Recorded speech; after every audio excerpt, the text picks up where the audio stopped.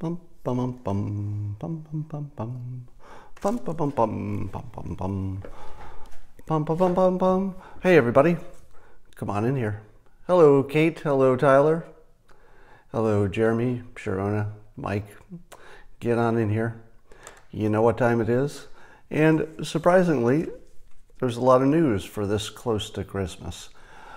I was hoping our president would not let us down, and he would give us some fresh meat to chew on, and he did. He threw us a good load of fresh meat. And if you check CNN today, you'll see that all of the president's legal woes totally off the page. Let's talk about that in a minute after we enjoy the simultaneous sip, because this is Coffee with Scott Adams. And if you are prepared, you have your cup, your mug, your glass, your stein, your chalice, and you're ready to lift it to your lips to join me for the simultaneous sip.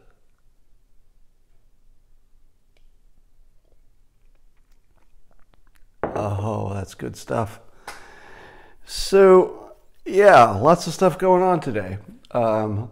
If you literally look at CNN, the page was covered with Cohen this and Flynn this and legal jeopardy and new Congress is going to sue him and it's lawyers.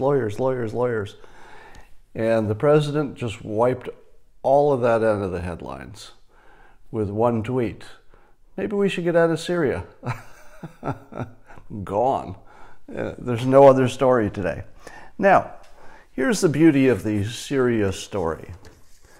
Beauty number one, we the citizens, we the people, do not know enough to have a qualified, let's say a useful opinion about Syria.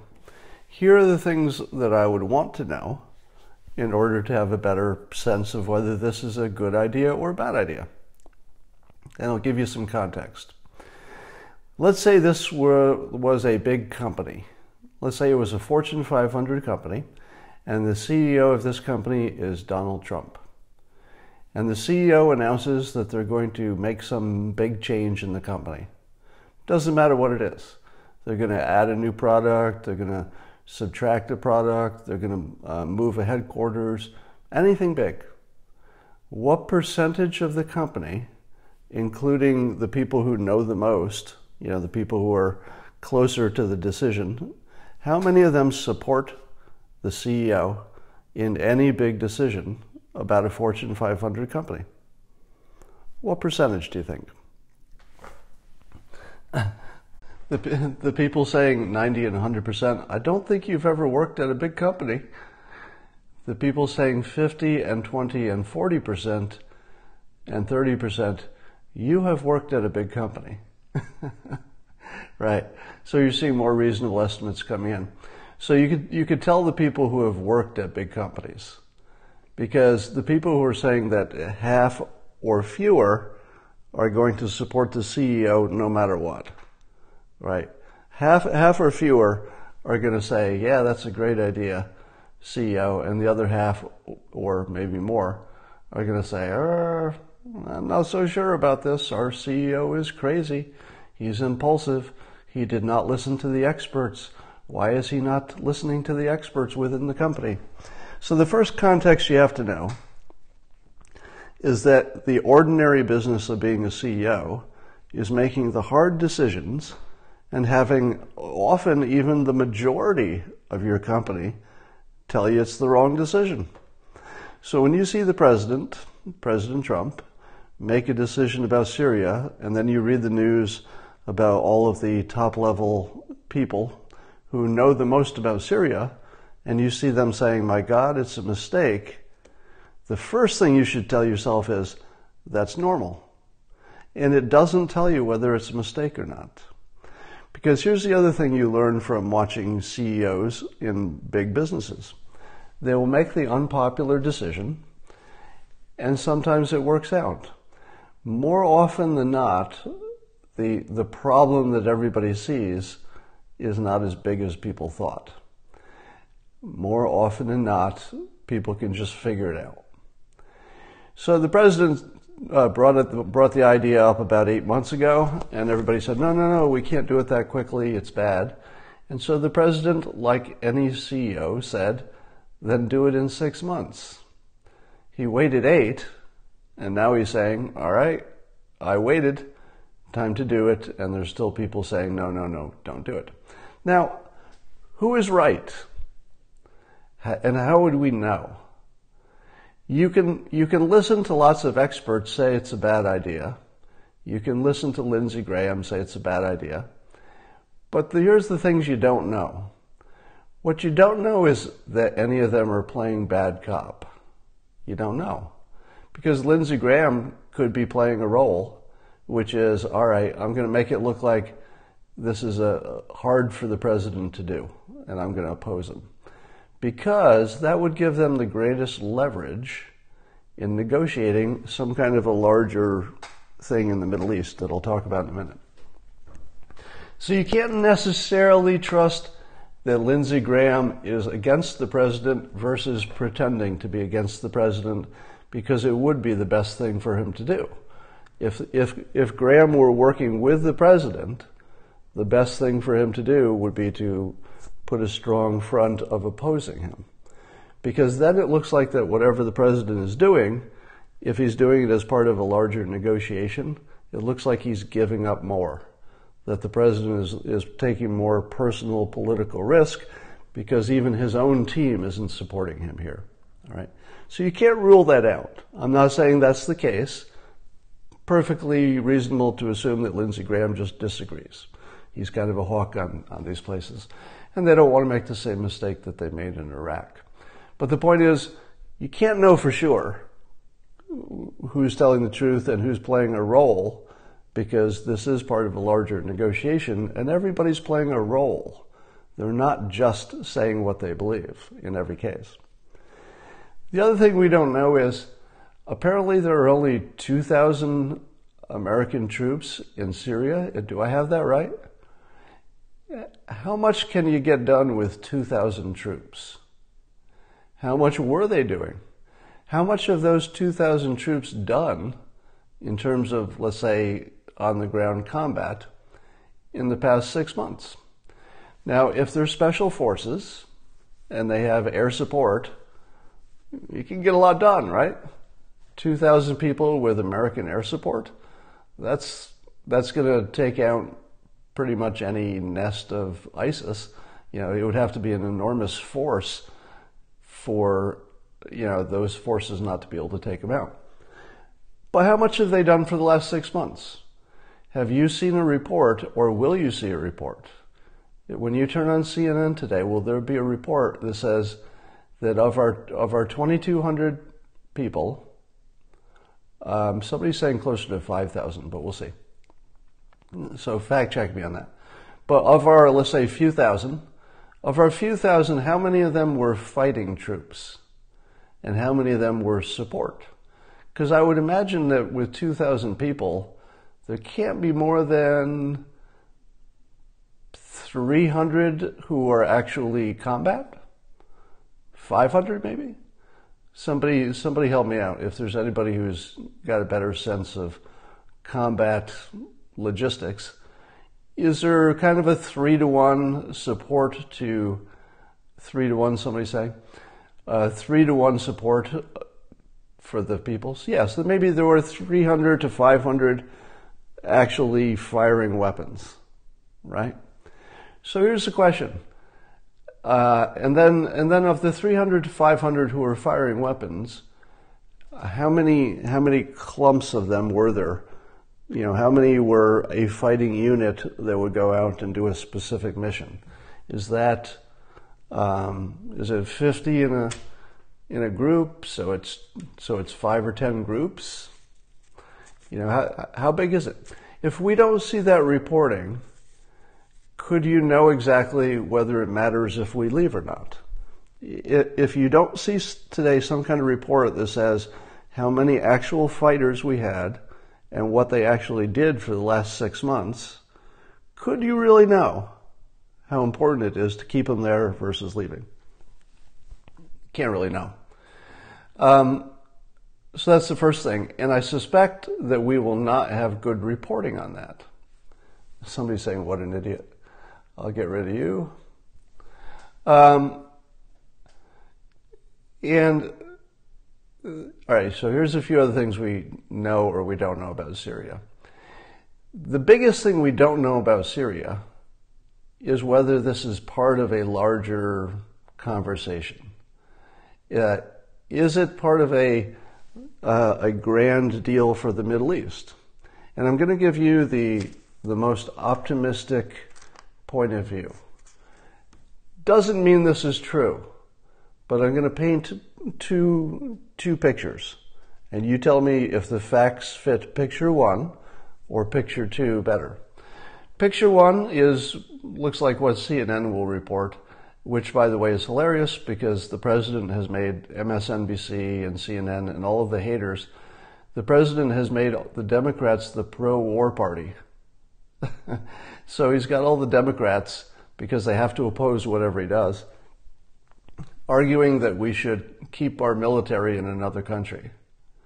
And you have the Republican hawk, the person that the Democrats were most worried about, saying, why don't we get our troops out of this other country? We have no business there. So he's completely reversed the story there. So that's funny. But here are the two, let's call them two movies. So one of them is that the president is, as CNN will paint him, a big old impulsive dope who didn't ask anybody in advance, doesn't care about the outcome, is not getting into the details as much as he should, has disagreed with the experts, disagreed with Mattis, and made a gigantic mistake by pulling people out too quickly. So that's one movie. Now, do the facts support that movie? And the answer is yes. Yes. But the facts might support more than one movie, so it doesn't mean that this one's true just because the facts support it. So the things we know are that there will be lots of people who say they didn't like it. That I'm sure that will be in evidence. We probably will hear that there are people who should have been consulted who weren't, or at least not recently. He's had 6 months to think about it, so he's probably talked to a lot of people in the last 6 months about this topic, but maybe in the last week he didn't consult anybody about making the decision. So yes, the movie that says he's a big old impulsive dope who didn't ask anybody and he's making a giant mistake definitely fits the facts. But of course we don't have all the facts. I'm just saying it fits the facts that are in evidence by CNN and the people who hate the president. Now, is there another movie that also fits the facts? And there is. And this one's interesting. In the other movie, this is part of a larger strategy. And let me just kind of tell you all the picture, all the pieces of the puzzle, and then it might come into focus in your head. The president, if there's one thing he's good at that even his critics would say, he's really good at knowing what matters. Wouldn't you say that that's a fair statement? That even his biggest critics would guess that he's good at knowing what matters, especially matters to people's psychology. He knows what's important. For example, in the economy, he knew that getting rid of some regulations and working on jobs and getting our optimism up would be good. Those were exactly the important things for him to be working on, etc. So he's really good at knowing what's important. That's the first thing. So one movie that fits all the facts is that he's working a bigger play, that there's just a bigger play in the Middle East. And what would it look like if the Middle East were shaping up for a grand deal? What would be all of the variables that would be swirling around and starting to come into place? Well, one of them would be, where does the U.S. designate as the capital of Israel? So we've already gotten past the Jerusalem is the capital of Israel decision. Now, part of what the president did there was he took it off the table. So instead of becoming a big thing to negotiate, he just said, all right, this is no longer a negotiation. This one got settled. And it did kind of get settled. So you would expect to see that get settled if something bigger were going to happen. You would also expect that Israel's walls would be working.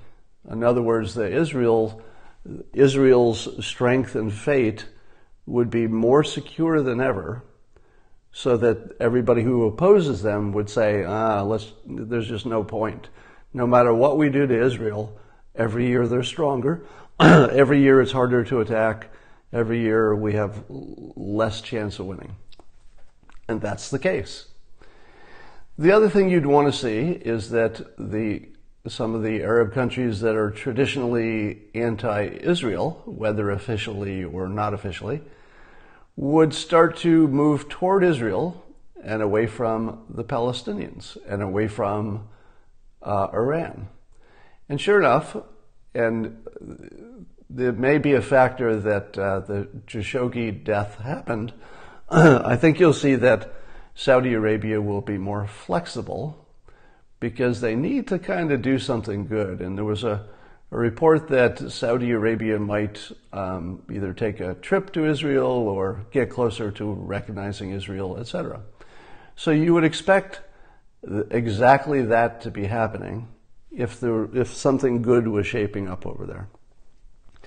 The other thing you'd expect to happen is that the Yemen conflict, in which Saudi Arabia and Iran are backing different sides, you would expect that Yemen would have to be talking some kind of a peace for anything good to happen in the Middle East. And indeed, Yemen has announced that they're planning on peace talks. And the U.S. has pulled out its air support and is putting some pressure on Saudi Arabia to wrap something up.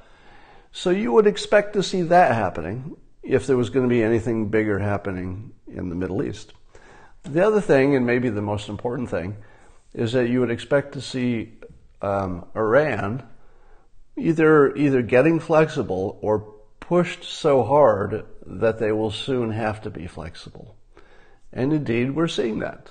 We're seeing that Iran is not advancing on the battlefield, as far as I know. And we're seeing that Iran is getting bled dry and its economy is falling apart. Its own population is starting to rebel. And Iran is going to be desperate, if not flexible. So you would expect to see that if things were about to go in the right direction. So let's talk about Syria. Under any scenario, correct me if I'm wrong, under any scenario, wasn't Russia going to own Syria no matter what? And Russia, working with Iran perhaps, may be taking some responsibility for Syria. But was there any chance that Russia would leave its control of Syria? Not really, right? There was no scenario in which we thought that was going to happen. So if we get out of Syria, that leaves it to, some say, Russian influence and Iranian influence. Now, of the two, which one is safer for Israel? Well, Russia is safer. So if you're Israel, you would want Russia to have more control in Syria, and you would want Iran to have less. If you were Putin, and the United States came to you and said, here's the deal. If you push Iran out of Syria for us, we would really appreciate that, and we'll let you do it. Now, I'm not saying that that's the deal. I'm just painting a picture in which you can start to imagine how everything is connected. So let's say there was some effort to come up with a bigger deal. It would look like Russia getting its way. It would look like Russia having, its way in Syria. And the main way that Russia could have its way in Syria would be if the U.S. gets out and lets Russia dominate Iran, because of course they would. I can't see a scenario in which Russia would say, Iran is here too. We love Iran. Iran is our ally. Iran, why don't you dominate some of Syria with us? I don't see that happening, do you? I see Putin increasing his influence until Iran is not really part of the Syrian deal, except maybe sending some money in or something. So here's the big thing to look for. Look for what happens between Russia and Iran. Because if part of the conversation about the U.S. getting out of Syria involves more Russia in Syria, then probably Israel could maybe live with that, because Russia at least likes Israel.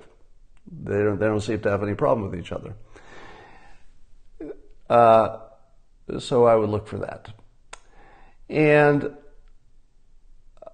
I would argue that with the United States pulling into Syria, which removes, by the way, a huge psychological point of provocation. If you're Iran, let's say you're Iran, and behind the scenes you're getting flexible because you have to. You've noticed that Iran has not made a lot of noise about we're going to build up our nuclear weapons? You haven't heard that, have you?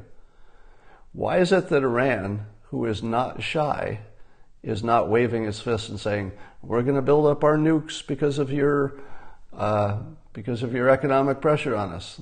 They're sort of quiet, aren't they? Isn't Iran sort of suspiciously quiet? Makes it feel as if they're actually talking to us, doesn't it? I feel like they're talking behind the scenes. So if you were talking to Iran and you were saying, look, Iran, what we want you to do is back off of Israel, back off of your support for your proxies, back off of your support for suicide bombers, back off in Yemen. If we wanted to Iran to back off on all those places we care about, what would they ask from us? What would they want from us? Well, they might want the U.S. military to get out of Syria. That might be the main thing they wanted. And if we only had 2,000 troops there, and if the Russians were going to essentially take care of business whether we're there or not, it could be part of a larger conversation. So don't be surprised if you see Yemen negotiated to some kind of a peace deal, because Saudi Arabia has pressure from us, and Iran has pressure from us and everybody else to make that work. So you might see Yemen negotiating peace. You might see Saudi Arabia reaching out to Israel in a way they never have before. You might see Iran being okay with backing off of its support for Hezbollah and for some of the anti-Israel forces.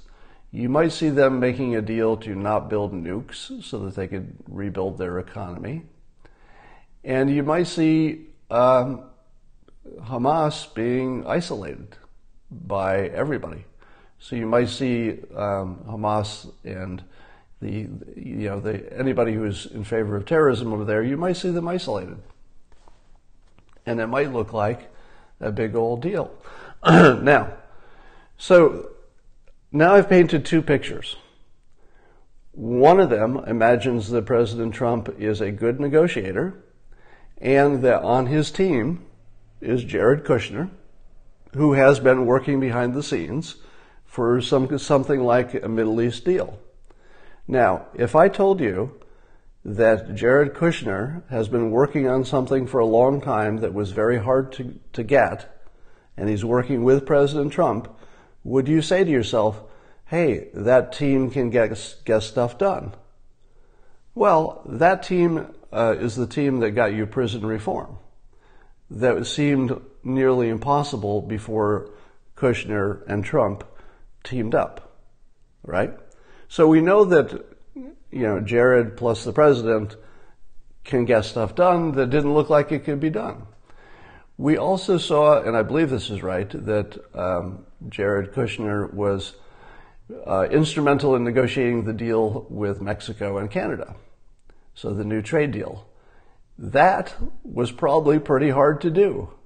So we may have two examples of where Jared Kushner, working quietly behind the scenes, combined with President Trump's instincts and power, can get something done that it didn't look like other people could get done. Did it seem unusual to you that President Trump would take so much heat for not going hard at Saudi Arabia because of the Khashoggi thing? Well, we know that Jared Kushner had, I don't know if he still does, a good relationship with Prince Salman. And it looked to me like the president was trying to maintain that for larger reasons. And so, the question I ask you, which of these two movies fits the facts best? Movie number one, the president is an impulsive, big old dope who ignored all the experts and made a hasty deal that will be a huge mistake. That does fit the facts, the public facts, right? The real facts are all below the surface and we don't have access to them. But what you're looking at and what will be reported in the headlines is going to look a lot like that, right? Movie number two, Jared Kushner is very effective, very strategic, and he plus the president are an insanely good team for getting the strategy right as well as the persuasion. And they've been working on a Middle East deal, we know that to be true, for a while. And we know that the president has protected Prince Salman, so that tells me he's probably important to something, right? He's protecting him because he's important to something else. That part seems clear. We know that Iran is weakened. We know that Yemen is starting to talk. We know that Israel would not be abandoned by this president, right? If you see Israel complaining about the U.S. pulling out, consider that might be part of the plan, that they can complain so it doesn't look like the president can easily do this. You want the president to look like he's making a big personal and political sacrifice by pulling out. That's the look that gives him the most negotiating power. Because then you can say to somebody else, look, in order for me to pull out, I will actually risk losing the next election. That's how much risk I'm going to put into this working out in the Middle East. Then you can go to the other leaders and say, look, the most important leader here, President Trump, put his own career on the line by pulling out of Syria. Now step up. He put his career on the line to support Saudi Arabia in a time when, frankly, they didn't deserve it. They did not deserve our support. But he put his career on the line for a larger win. So that puts pressure on other leaders to step up, right? Is Israel going to have to accept something that maybe is less than what they wanted? Probably. To get something bigger, they're all going to have to step up. So here's what I would be looking for in the next few months to confirm or disconfirm the theory that the Syria move is part of a larger, chess game. And that would be some kind of movement from Iran. So if you see Iran start to get flexible, that would support the movie that the president knows what he's doing. He's working with Kushner. There's actually a bigger strategy. And no, he did not ask every expert over there for the military situation, because it could be that Putin's going to take care of it. And our military would not love that at all. But I don't care. I mean, personally, do you care if Putin kills ISIS or we kill ISIS or the people we arm kill ISIS? Then the next, I don't want to forget this because it's important, but there's the risk that Turkey will go after the Kurds that we've armed and who have fought on our side for so long. And it would be very bad form for the U.S. to abandon important military allies to be slaughtered by Turkey. But Turkey is a NATO ally. Now, we don't agree with them on a lot of things, but they are a NATO ally. Do you think that this president would abandon the Kurds without having a deal worked out with Turkey? Now, it might be that he still needs to work that deal out and it hasn't been finalized, but it feels like Turkey, well, let me put it this way. If we pull out of Syria, and Turkey slaughters our allies, what do you think this president would do to them? Turkey would be in a lot of trouble. For one thing, we'd probably kick him out of NATO. I don't know if we could do that unilaterally, but probably could get close to it. So Turkey would have a horrible price to pay if we pull out and they fill the vacuum and slaughter the people that we left, or try to take them over one way or the other. They would have a horrible price to pay. Trump, I think, would just crush them if they did that, because it would be a humanitarian crisis. It would be the sort of thing that an ally shouldn't do. So they can't be our ally if they do that. All right, here's the next topic. In a humorous news story, a German journalist for Der Spiegel, one of their biggest publications, who is also, here's the funny part, he had been named in a prior year the CNN Journalist of the Year. So the CNN named Journalist of the Year, who didn't work for CNN, he was another independent journalist, but they named him Journalist of the Year. It's been discovered that something like 17 out of 60 of his articles were just totally made up. So CNN named as Journalist of the Year somebody who literally made up news. And you can't make up a story like that. Well, I guess that was a funny thing to say. Apparently you can make up a story like that, because the CNN's Journalist of the Year made up stories like that. That's what he did. 17 out of 60 of them were just completely made up. And he would pretend that there was a protagonist in the story who, was a gritty little survivor who made it through this or that tragedy. But it turns out he was just making it all up, or a lot of it. All right, so that's funny. The other thing that's funny is Alexandra Ocasio-Cortez did not like an article in Politico about her.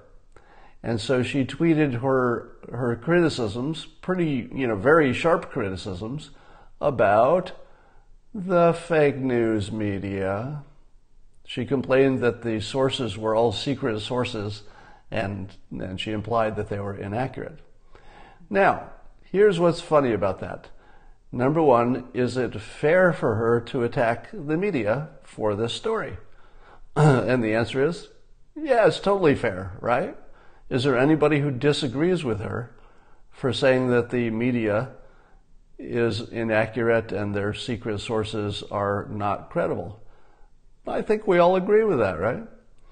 The funny part is that for the past 3 years we've been hearing that to criticize the media is to be a dictator. So we're having this weird upside down world situation where Trump is a dictator for criticizing the press, and then literally the opposite Trump, like Alexandria Ocasio-Cortez is like, she has a lot of the persuasion power. She's good at that. But in terms of politics and, which side she's on, she's the opposite.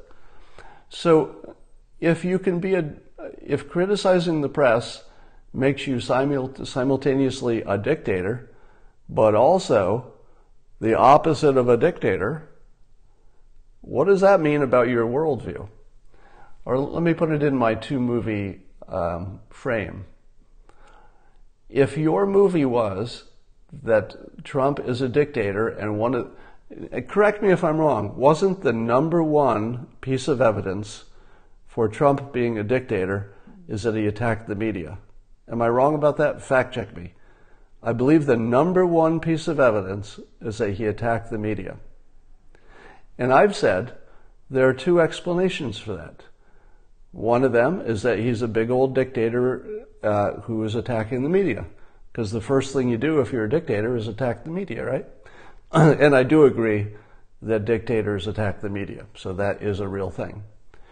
But there was another explanation, which I have been presenting for a while. And that other explanation is this. What if the media deserves the criticism? Why do we act as if that's not one of the options?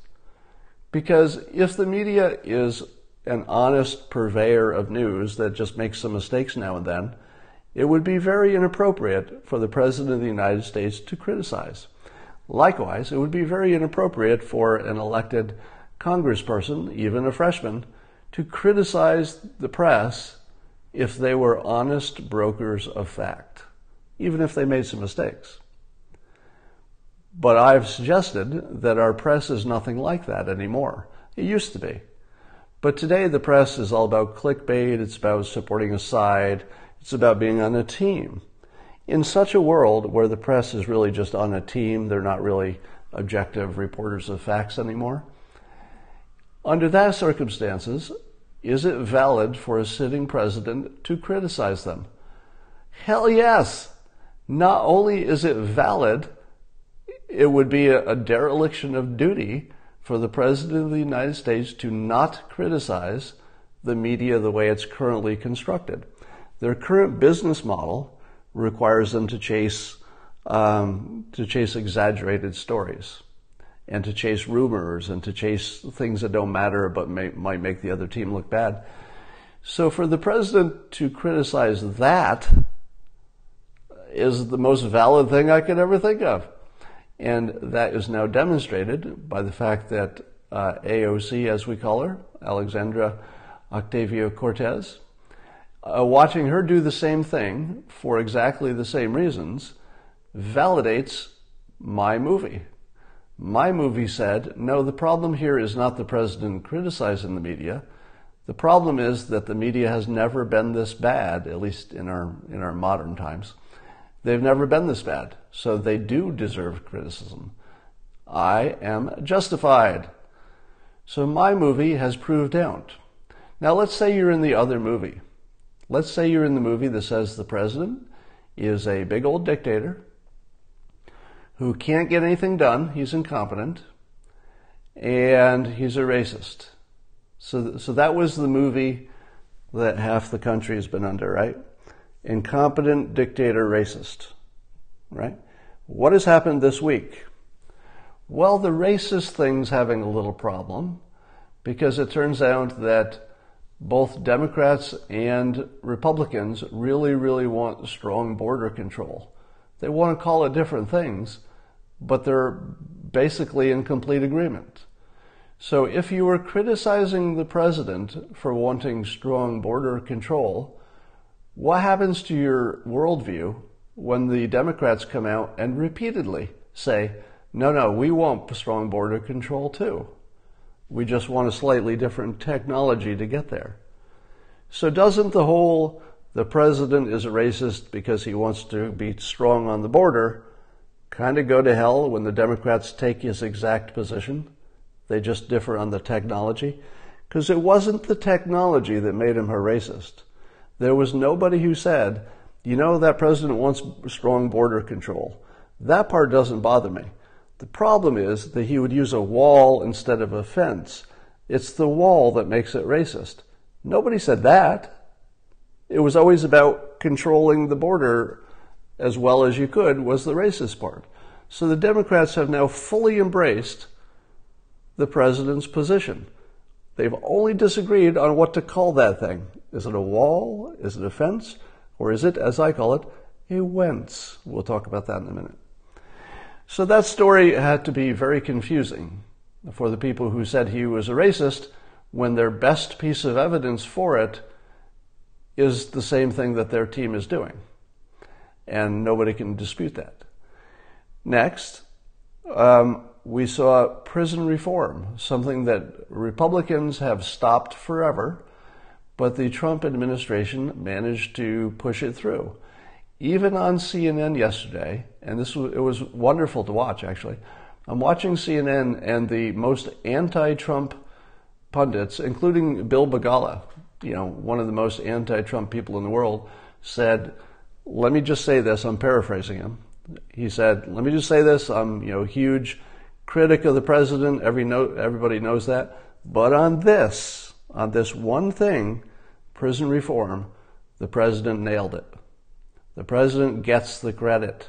He even went so far as to say, yes, Jared Kushner was, critical to this, but it's still the president who gets the credit. All right. That was a very generous thing to say from one of the president's biggest critics, and other pundits were saying the same. They even went so far as to say that there's something about this president that made that possible in a Nixon goes to China way.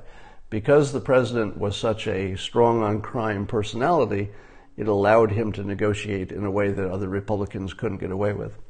So the crime bill, I think everybody would agree, is primarily going to benefit, or at least disproportionately, will benefit the African American and other minority communities. So how do you hold the frame that you have the most racist president ever who just did the most human rights act we've seen since when? Let me put this to you, historians and fact checkers. If you were to look at the history of human rights, there was, the end of slavery, there was the Civil Rights Act, these are the big things. And then there have been other things that have moved the ball forward. Name some, what was the last thing that happened that was this big in terms of civil rights? Was it Lyndon Johnson? Was that the last big thing that the government did? Gay marriage, okay, if you throw that in. I was thinking specifically of ethnicity, so I wasn't thinking of gender or LGBTQ. I was thinking just of ethnicity for a moment. It seems that this president just got behind the single biggest civil rights legislation. It wasn't called that, of course, but the prison reform is a huge civil rights thing. Now, DACA also would be, and we know that the president would negotiate at least on that if he had a chance. All right. So you've got that working against the narrative. But here's the other one. The other one is that he's incompetent. I don't know if I've said this explicitly, publicly, so maybe you can tell me if you've heard me say this before or if I just thought it. The thing that I've liked ahead of time as well about the about the Trump presidency, the thing I like best is not that he would break a lot of dishes, because everybody knew he was going to break some dishes, right? Some dishes were going to get broken. He's going to be, a little more expensive than the normal president. And sure enough, that's the case. But the thing I liked about him was that it seemed to me that he had unique talents that could get some things done that were literally just impossible for another character to do. There was something about the unique blend of talents that he brought to the job that would probably make him not so good on some things, let's say the deficit. All right? I don't think the president's personality and set of talents are well suited to bringing down the deficit. Would everybody agree? Because Trump is actually most known for using debt to build his empire. He likes debt. So while it would be true that the president would be the worst person for maybe helping race relations and feel good, probably terrible for that, might be the worst person for even healthcare. He might be a terrible choice for getting healthcare done because it's a real big, complicated thing. You probably have to dig into it a little bit, into the details. That's sort of not his deal. So you might not be good for that. And you could probably, and the budget, probably not the best for bringing down debt. But there were other things that he brings to the job that I was hoping would solve some unsolvable problems. Some of the unsolvable problems include North Korea. Would you say that there's something about Trump that's special that made him a perfect choice for getting to, what looks like strong progress in North Korea? And the answer is yes. Even his critics would say, though they be critics, even his critics will say, I think that his personality helped get that done. When we look at prison reform, his critics say, I don't like a lot of what he's doing, but I gotta say, there's something about Trump that made this possible. Those are two big things. What about tax reform? You might argue that another Republican could have gotten tax reform, but I don't know. I'll leave that to the jury. There might be something about the tax overhaul that required, a Trump personality, but less of a case in that case. What about renegotiating NAFTA? What about getting some kind of a better trade situation with, we'll talk about ISIS, with China? Is there something about Trump that makes him uniquely qualified for that? I think yes. I think there is something about Trump's personality that makes negotiating trade deals far more likely to be successful. Is there something about Trump that will get the wall built, or at least better security on the border, whatever that looks like? And the answer is probably yes, because the special thing about Trump is that he was willing to take the heat. You needed somebody who was willing to take brutal criticism in order to make the border security a higher priority. Would you say that the president has made border security a higher priority with or without offense? I'd say yes.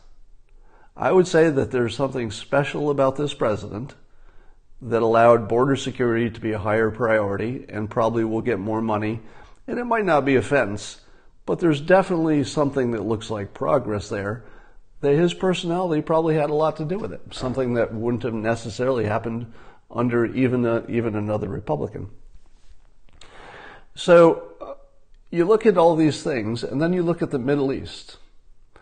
If the Middle East goes the direction that it looks to be going, and this is my prediction is that the Middle East is starting to shape up into something that's going to form into a Middle East peace plan. Is there something about the president's personality that's unique that could get that done? And the answer is probably yes. Probably yes. He would put more pressure on Iran than another president. Important. He would support Saudi Arabia and its leader when nobody else supported him. Probably important to get some leverage. He can get along great with Israel like nobody ever did. Very important. All right? So, and apparently he can get along with Putin better than other people, which is going to be very important in the Middle East. So is there something unique about Trump that even another Republican wouldn't have that could make the impossible maybe happen? And the impossible is something like a peace deal in the Middle East. And I think yes.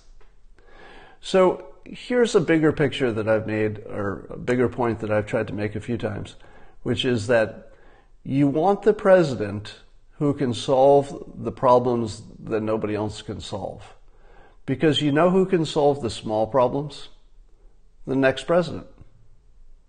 If the president after this president got a hold of let's say the next president, let me draw this picture for you.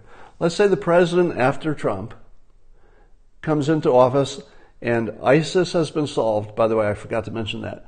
Wouldn't you say that the battlefield defeat of ISIS happened quicker and more efficiently because of something special about President Trump, and specifically the rules of engagement, and he gave them freedom to do it, he picked Mattis?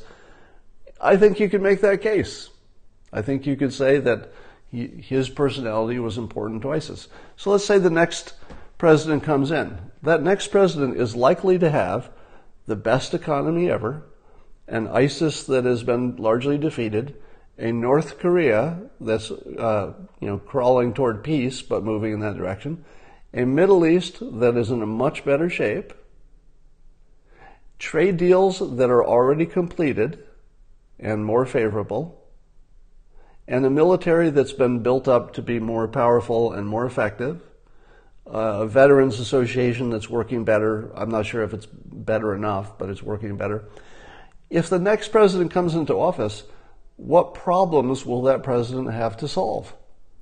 Well, I would say the biggest problem would probably be getting the debt under control. Is President Trump the best person to do that? Probably not. Probably not. Would the next president be really good at getting the deficit under control? Well, if we're smart, we'll bring in the president, race relations.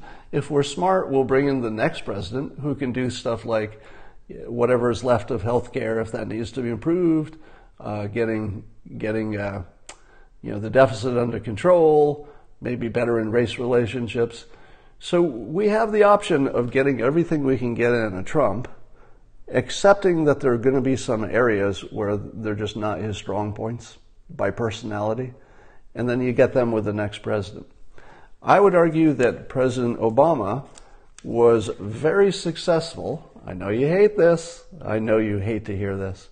He was very successful in the sense that he was the right personality at the right time, but not for every task. Obama was the wrong personality to deal with the Middle East. He may have been the wrong personality to deal with ISIS. He may have been the wrong personality to deal with China.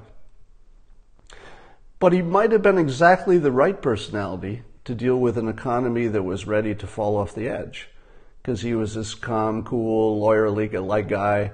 People trusted him. He had a pretty good mandate from his election. He was probably good on race relations. He got us past the hump of having a black president, which was important to the character of the country, I think. So I would say that Obama had some unique personality traits that were well suited for some types of problems and poorly suited for others.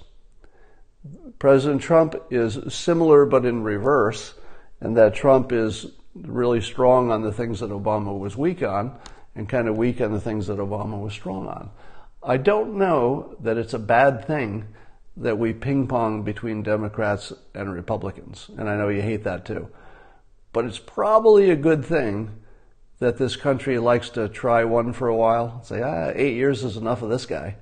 Let's try the opposite, because he solved all the problems that his personality can solve.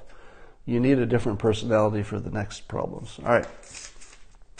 I think it is hilarious and shows just how clever I am that there's conversation now about whether this particular structure that they're looking at for the border should be called a fence or a wall. There is literally, and you can't make this stuff up, people. They're actually considering as one of the top structures to be on the border with Mexico, something that's got slats, these steel slats. And some people look at a thing that has steel slats that you can look through, and they say, well, that's clearly a fence. But it's made out of steel, and it's thick. These are thick slats. What do you call something that's as tall as a wall, as hard as a wall, and is made of metal? Well, some people would call it a wall. Other people would call it a fence. Did I not tell you that the solution to this was always going to be something that one side could call a wall, at the same time the others could stand there and look at it right in front of themselves and say, that, my friends, is a fence. Did anybody else predict that there would be a solution that some would call a wall and some would call a fence? Because it's the only way to get past it. I think I'm the only one, and I forwarded an article from CNN in which they're making that case that some people are going to call this structure a wall and some call it a fence. I think what's happening is that the president is just looking for a different way to get the budget. He's going to carve it out of different departments. He's going to find a creative way to do it. I think the Democrats painted themselves into a corner. They painted themselves into a corner by saying it was immoral to have a wall. So now they can't really fund it. So the president will have to find his funding some other way. call it a fence, hand it off to the engineers, let them do something. All right. Let's talk about climate, just briefly. I've talked about this too much. I've told you that the problem with trying to decide what to think about climate change, one of the biggest problems is that we are not scientists, so we can't really, evaluate the science on a deep level as citizens. So we can only look at the people who, hey, Dr. Drew, we can only look at the people who have the pro side and look at the people who have the con side and evaluate their persuasiveness. We can't really go down to the details and evaluate the science. We don't have access to that, wouldn't understand it anyway. So when I look at the two arguments, they're both persuasive. If you look at the climate alarmists by themselves, they'll say, look at my graph, and they'll show you a graph that shows that CO2 and they'll show you that CO2 and warming are perfectly correlated, and that there's this hockey stick growth lately that shows we're all doomed. And when they talk about it, it's really persuasive. And then you wait 10 minutes, and separately, the skeptics come on, and they say, no, they got everything wrong. Here are all the reasons, and these are perfectly, credible reasons why they got it all wrong. And then they will show their chart, and they'll say, look at my chart. It's obvious that CO2 and warming are completely unrelated. And they'll show you a chart that's completely different from the other person. And then they'll walk away. And I'll say to myself, well, that skeptic was 100% persuasive by himself, as long as he's not in the same room with the climate scientist. And the climate scientist, how persuasive is he? Totally persuasive by himself, as long as he's not in the room with the guy who's got the other chart.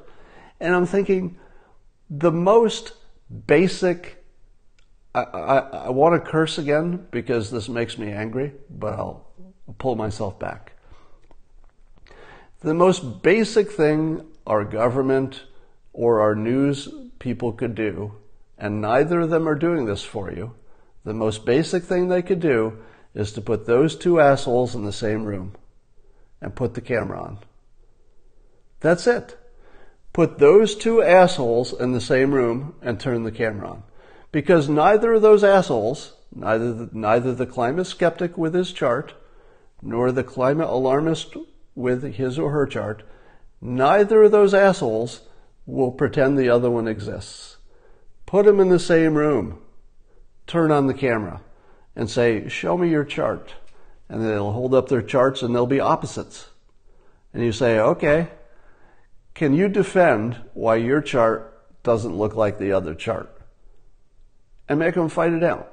Now you don't have to make them fight on every point, right? You don't need them to argue everything about the science and everything about the measurements and everything about, you don't need to do that. They have literally two completely different charts. And here's the fun part. They both say they're from the same source data. Don't they? Don't the skeptics say, look, I'm using, NOAA's own data. I'm using NASA's data. It's public data. I just put it on a chart. Look at it. You can see the CO2 and temperatures. If you look at historically, if you look at a long enough time frame, you can tell that they're completely unrelated. All right. So why can't we put those two assholes in the same room and turn a camera on? Why can't we do that? Really? It's got to be the simplest frickin' thing that anybody could do on what turns out to be the biggest risk in the world, right? According to if you were a climate alarmist, you think that the climate is the biggest problem in the world, and that in order to have a chance of survival, the main thing you need to do is what? What is the main thing you need to do if you're a climate alarmist to save the world? What's the main thing you got to do? The main thing you got to do is convince the skeptics.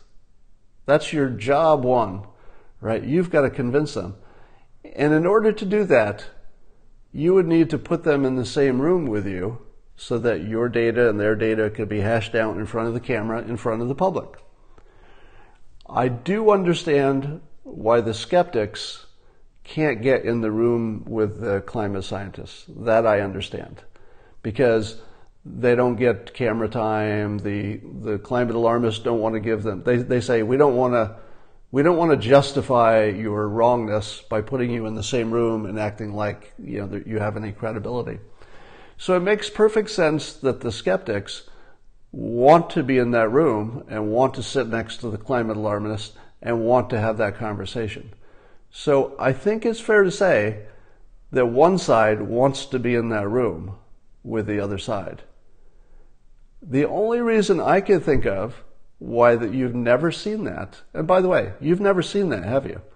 You have never seen the skeptic and the believer in the same room in an unscripted way where somebody is just saying, okay, you say this graph, you say this graph, make your case. You've never seen that. And the only reason I can think of, given that it's the biggest problem in the world, according to the alarmists, the biggest problem in the world, and they're not willing to solve it by just putting their believer in the room with the skeptic. That's all it would take. It would be the most popular television show in the United States. So you can't say it won't be done because the ratings would be bad, because the ratings would be very good. All right? Even if it was just a YouTube clip, the ratings and the viewership of that YouTube clip would be very, very good. So you can't say that this hasn't happened because of money. You can't say it hasn't happened because the skeptics are afraid to get in the room, because they want to get in the room. They want it badly. The only thing that's stopping it is the scientists themselves being apparently unwilling to do the one thing that could save the world. And the one thing that could save the world is to get in the same room with the other asshole, right? And turn the camera on. If you don't do that, you don't believe in climate science. Let me say that again. For the people who are pro-climate science, if they're afraid to put their person in the same room with the denier and turn on the camera and let the public see them talk about it, if you're afraid to do that for some bullshit reason about you don't want to give them credibility, you're not a believer. You actually don't believe your own story. Because if you thought the world was at risk, you'd put those people in the same room, because it's the only way to convince the other half of the country. All right, let us revisit the story of Patreon and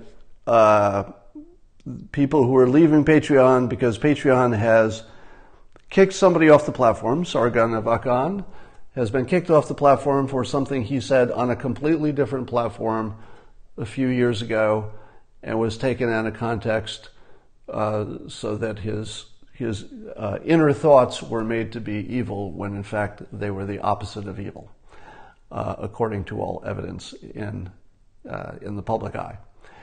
So I had been saying that I have disavowal exhaustion. I'm just tired of fighting and boycotting, and I'm generally anti-boycott.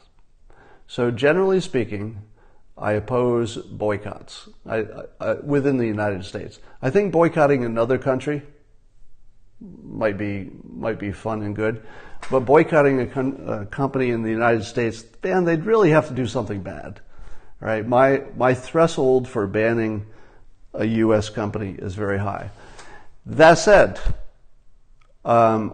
tomorrow I think I will be giving you an alternative for Patreon, at least for me, and I'll give you an option. If you would like me to leave Patreon, I will leave Patreon if the other option is appealing to you, okay?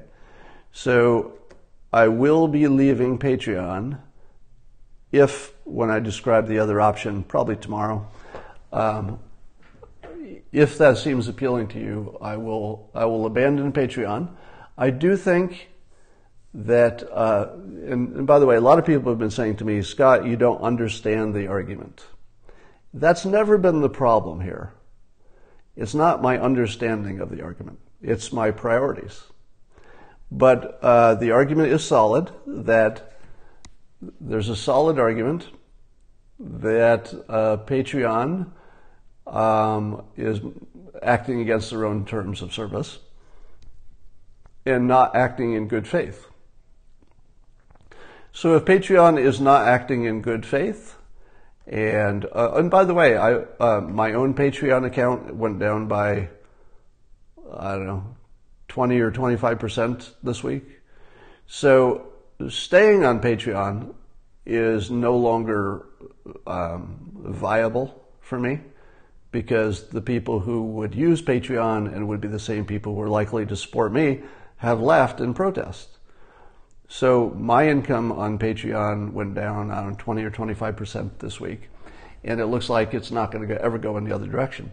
So for that reason, it doesn't make sense for me economically to stay on Patreon. It doesn't make sense in terms of being on the right side of history. And that gives me everything I need.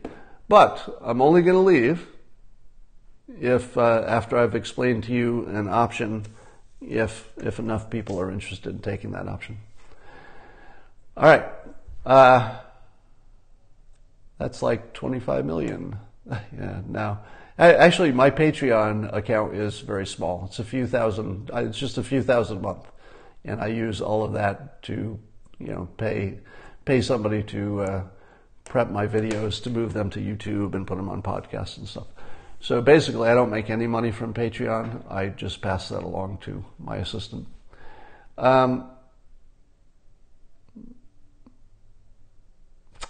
Someone would have to explain what could be good, what could be accomplished by leaving. Well, I think what people want to accomplish is showing that the audience will leave if you violate free speech. So if free speech is violated and the person who is being targeted is not a bad actor, but rather they're just on the wrong side of politics, that the market will punish that platform.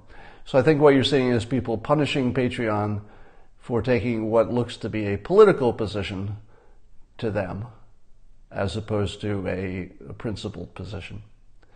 I think if Patreon was taking a principled position, people would not have such a problem. But yeah, it looks like selective enforcement, etc.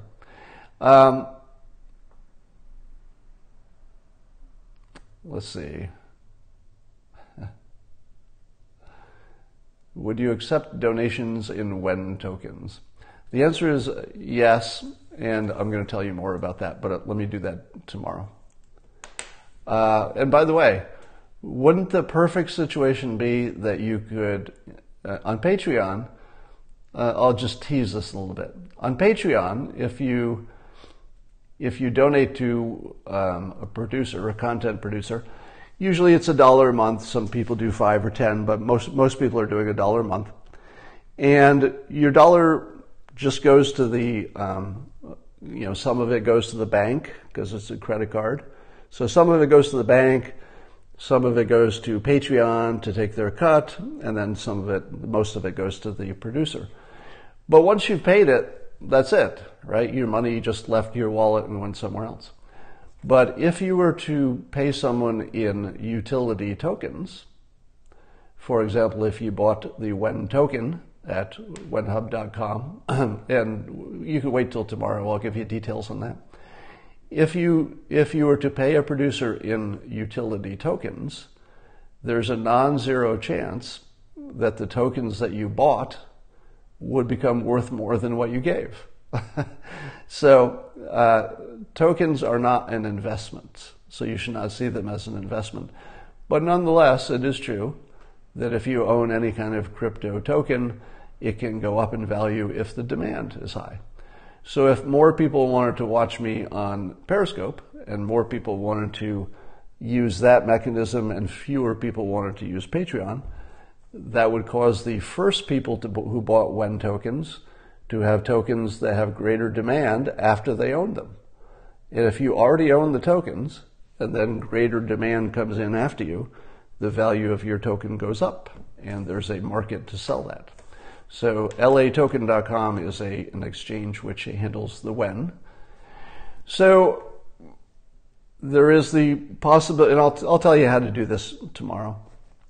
But in my specific case, I have the option of replacing Patreon with people who want to put a little extra effort into it and buy Wen tokens.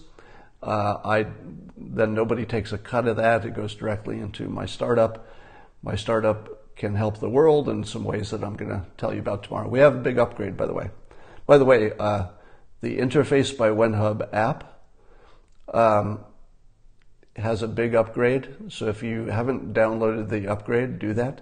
The big upgrade is that you could always talk to experts, but before it was only if they were online. And now we've added a scheduling tool.